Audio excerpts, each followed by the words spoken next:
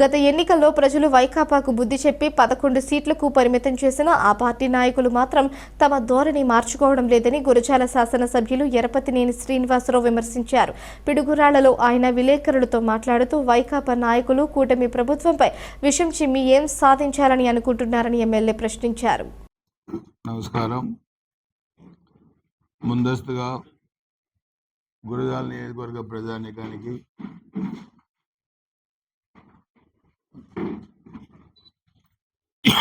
దసరా శుభాకాంక్షలు తెలియజేస్తూ ఈ దసరా అందరి జీవితాల్లో వెలుగురేఖలు నింపాలి, కుటుంబం అంతా బాగుండాలని చెప్పి కోరుకుంటూ నియోజకవర్గ ప్రజలందరికీ ఆ అమ్మవారి కనకదుర్గమ్మ ఆశీస్సులు ఉండాలని చెప్పి కూడా కోరుకుంటున్నాను. ముఖ్యంగా ఈరోజు మన అసెంబ్లీ సమావేశాల్లో కూడా జిఎస్టీ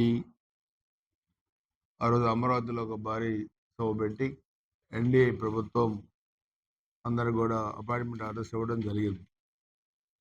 మేము కూడా పార్టిసిపేట్ చేశాం. చూస్తే ఆ సెలెక్ట్ కాబడిన వాళ్ళలో ఆనందం చూస్తే అన్ని పండుగలు ఒకే రోజు వచ్చిన విధంగా ఉన్నాయి. దీపావళి, దసరా, దీపావళి, వినాయక చవితి, సంక్రాంతి, పెన్షన్లు మనం చూసాం. పెన్షన్లు 14లో మీకు చెప్పాను, గతంలో చంద్రబాబు నాయుడు గారు ముఖ్యమంత్రి అయ్యేటప్పటికి ఆంధ్రప్రదేశ్లో అప్పటికి 200 రూపాయలు పెన్షన్ ఉంది. చంద్రబాబు నాయుడు గారు 1000 రూపాయలు దాన్ని చేశారు. దాని తర్వాత ఎన్నికలప్పటికీ 2000 చేశారు. అదేవిధంగా వృద్ధాప్య పెన్షను 3000 నుంచి 4000, వితంతు పెన్షన్ 3000 నుంచి 4000, చేనేత కార్మికుల పెన్షన్ 3000 నుంచి 4000, పల్లెగీత కార్మికుల పెన్షన్ 3000 నుంచి 4000, మత్స్యకారుల పెన్షన్ 3000 నుంచి 4000, ఒంటరి మహిళల పెన్షన్ 3000 నుంచి 4000, సాంప్రదాయ చర్మకారుల పెన్షన్ 3000 నుంచి 4000, ట్రాన్స్జెండర్ పెన్షన్ 3000 నుంచి 4000. అదేవిధంగా మన నియోజకవర్గం మనం చూస్తే ముఖ్యంగా జిఎస్టీ మీద కూడా ఈరోజు ఎన్డీఏ ప్రభుత్వం చాలా, నేను ఇంత నిర్ణయం తీసుకుంటుంది ప్రభుత్వం నేనే కాదు చాలా మంది ఊహించాల. దీంట్లో సామాన్య ప్రజలు వాడుకునే వస్తువుల దగ్గర నుంచి కూడా రోజువారీ కార్యక్రమాల్లో మనం పాలు, టెట్రా ప్యాక్ పాలు 5% చేసి నుంచి 0, పన్నీర్ కానీ వెన్న కానీ 0, రోటీ చపాతీ 0, వెన్న, నెయ్యి, పాల బ్రెడ్లు 12 నుంచి 5% తగ్గించారు. చీజ్ 12 నుంచి 5%, ఇట్లా డ్రై ఫ్రూట్స్ 12 నుంచి 5.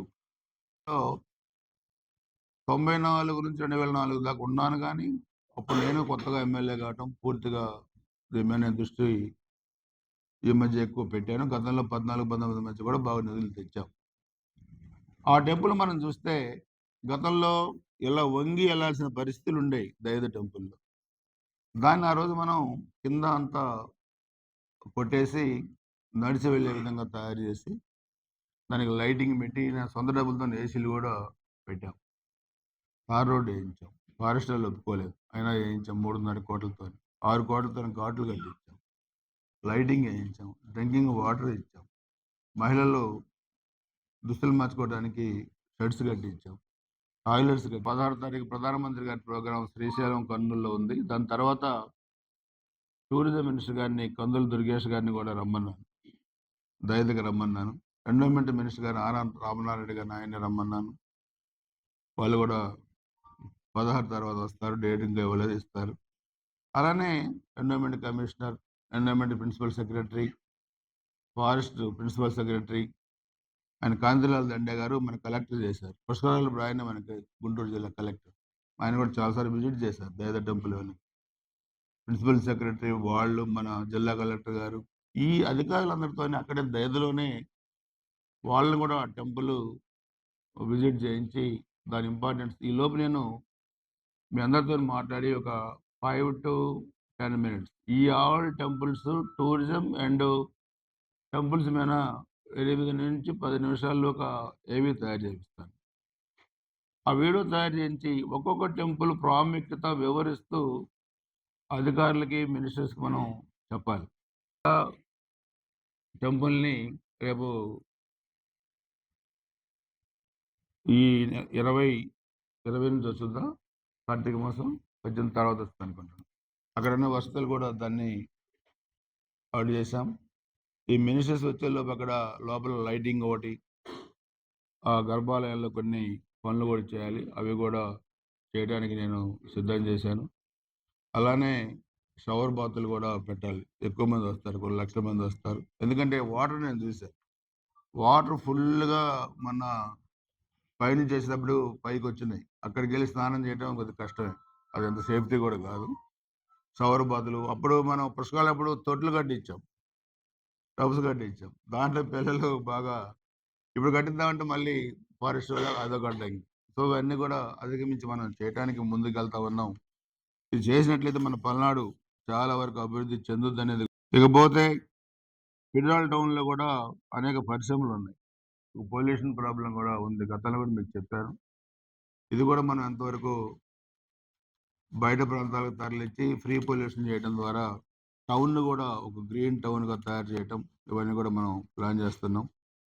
పార్క్ కూడా ఒకటి మనం డిజైన్ చేసాం. ఈ వర్షాల వల్ల మనం పనులు మొదలుపెట్టలేని పరిస్థితి.